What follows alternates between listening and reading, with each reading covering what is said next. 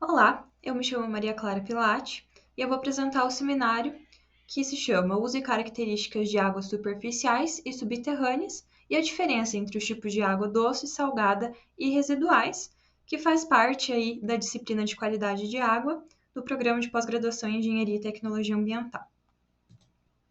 Bom, então primeiro começar falando um pouco sobre o uso da água num geral, independente dela ser superficial ou subterrânea. Então a água ela é essencial para a vida, né? Ela é o principal componente dos organismos vivos. E ela está presente em todas as células do nosso corpo, é vital para o funcionamento dos processos biológicos, como a digestão, a circulação sanguínea, a regulação da temperatura corporal, o transporte de nutrientes. É extremamente importante o abastecimento de água potável, né? Tanto para beber, para cozinhar, para higiene pessoal. Então, o abastecimento dessa água potável, ele é extremamente importante, crucial para a saúde humana e também aí, né, na prevenção das doenças transmitidas pela água, né? Então, ter uma água potável de qualidade.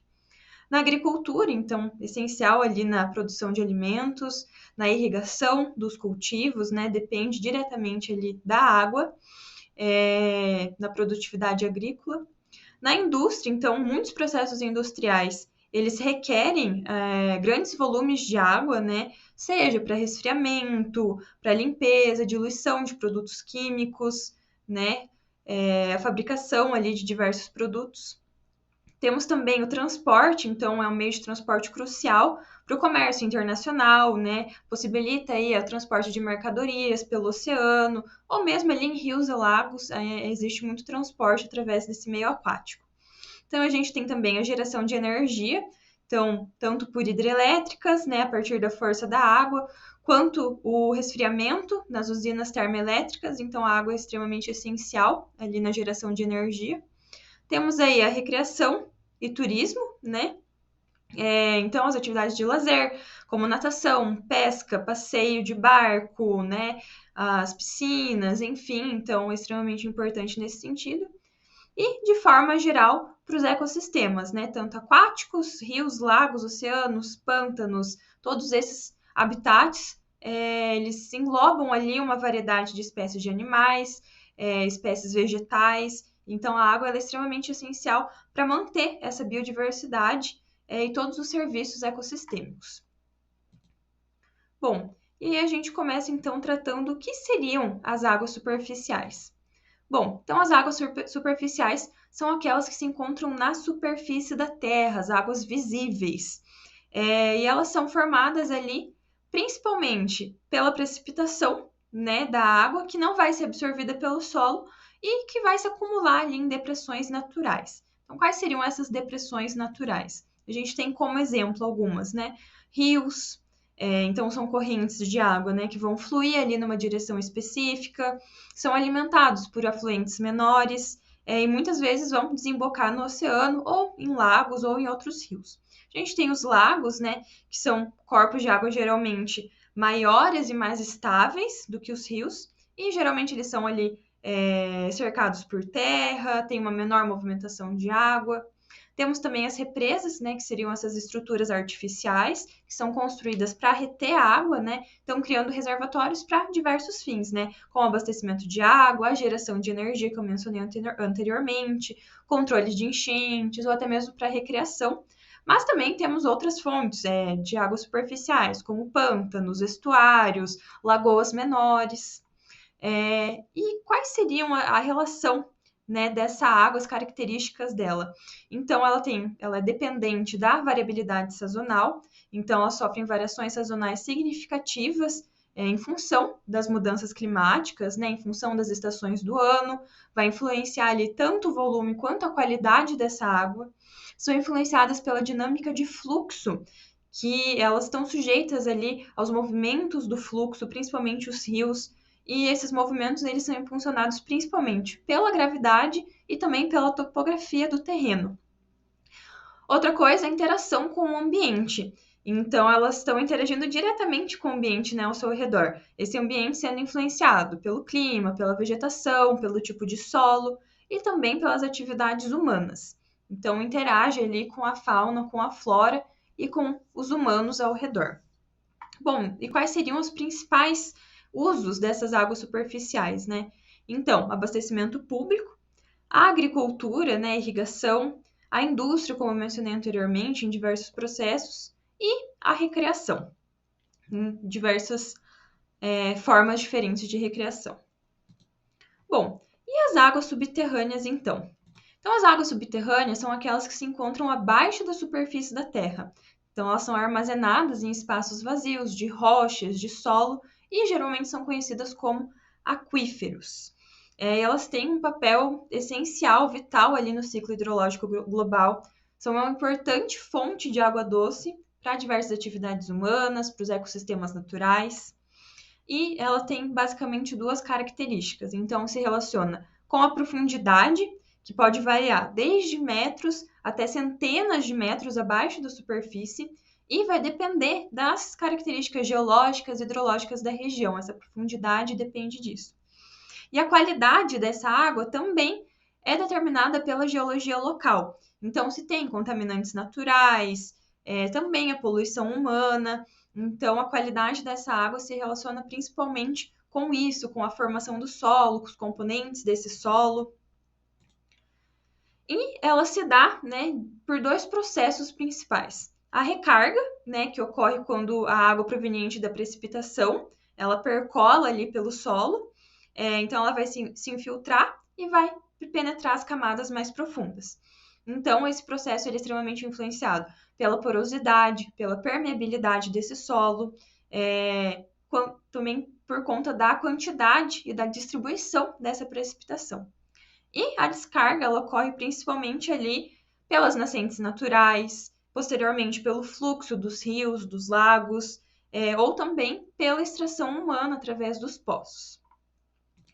O que, né, puxa o gancho aí justamente para o uso, a importância dessas águas subterrâneas. Então, como eu disse, abastecimento dos poços, então elas são uma fonte importante de água potável para as comunidades em todo o mundo. Então, esses poços são perfurados, né, nos aquíferos para recuperar essa água, tanto para o uso doméstico, agrícola, industrial. As nascentes, né, que são os pontos de água subterrâneas que vão emergir naturalmente ali na superfície, fornecendo a água para os córregos, para os riachos, para os rios. E os aquíferos, que justamente são esses reservatórios de água subterrâneos, que vão ter uma quantidade grande, um volume grande de água armazenada ali. Bom, e aí a gente tem alguns desafios na gestão dessas águas subterrâneas. Então, excesso de extração, né? Então, é quando a taxa de retirada é maior que a recarga natural, então isso pode levar à diminuição ali do lençol freático, a secagem de nascentes, a redução da disponibilidade de água.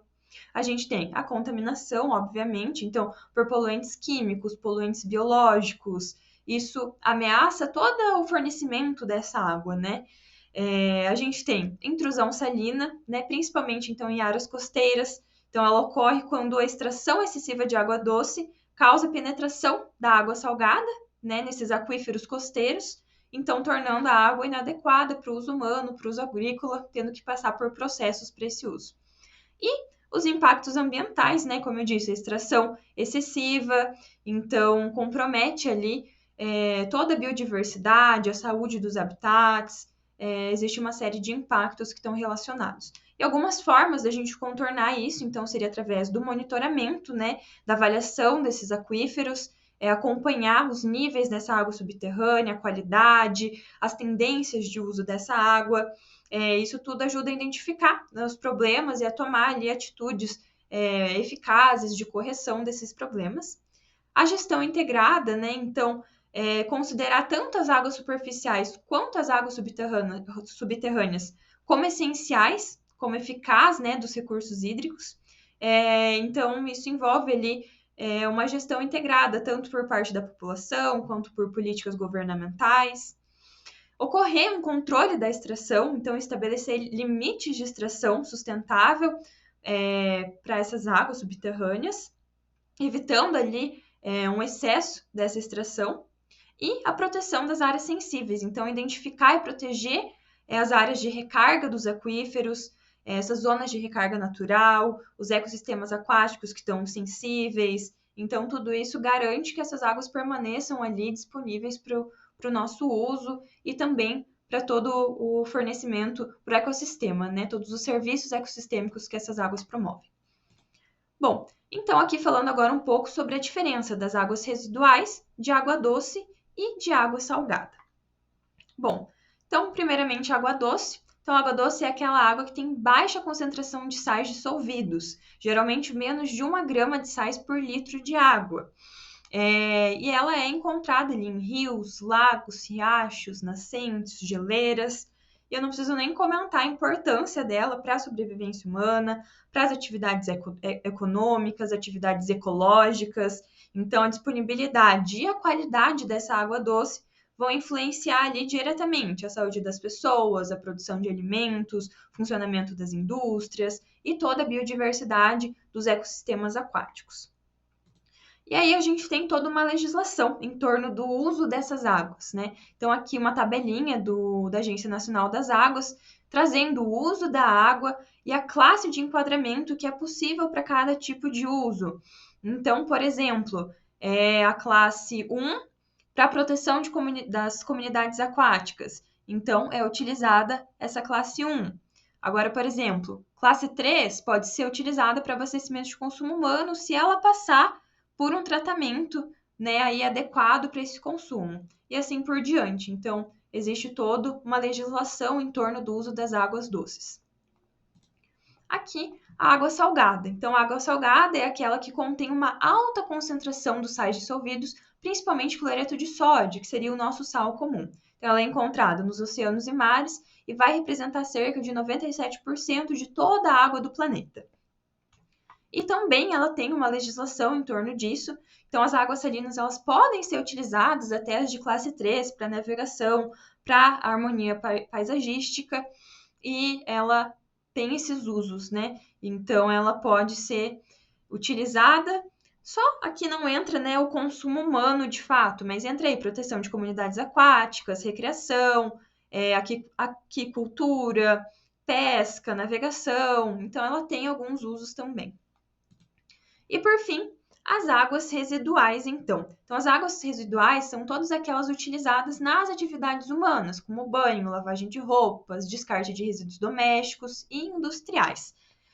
Então, ela, por conta disso, ela pode conter aí uma variedade de poluentes, de micro-organismos patogênicos, de produtos químicos, metais pesados, nutrientes em excesso, o que torna essas águas necessárias aí um tratamento adequado para proteger tanto a saúde pública quanto o meio ambiente, né? O descarte dessas águas de forma irregular.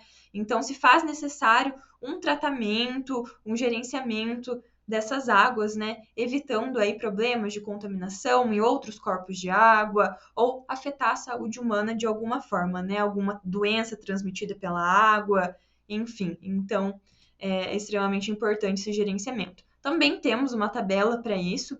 Então, o uso de água salobra, né? Então, ela já é um pouco mais limitada, mas ainda assim, passando pelo tratamento, né, necessário, ela pode servir até para o abastecimento, né, para o consumo humano, para a irrigação.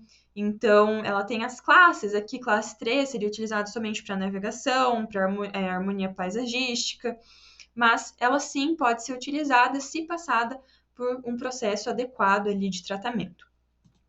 Bom, e aí no Brasil a gente tem aqui um resumo da demanda de água, né? Então, o total de retirada e as porcentagens. Então, a gente vê aí que irrigação utiliza 46% da demanda de água, enquanto abastecimento urbano seriam ali 23%. Então, a gente vê aí que realmente irrigação, agricultura é um dos maiores usos. E aqui eu também friso como gerenciamento, as políticas públicas são importantes para a distribuição de água. Então, a água doce, além dela estar em uma porcentagem bem menor em comparação com a água salgada, é difícil o uso dela, mundialmente falando, por conta de políticas públicas defasadas, né? Por uma administração da distribuição dessa água. Então, águas poluídas, muitos lugares não têm acesso à água potável, o que dificulta ainda mais a utilização e a preservação, né, dos corpos hídricos e assim por diante. Bom, então seria isso. Muito obrigada pela atenção e qualquer dúvida estou disponível. Obrigada.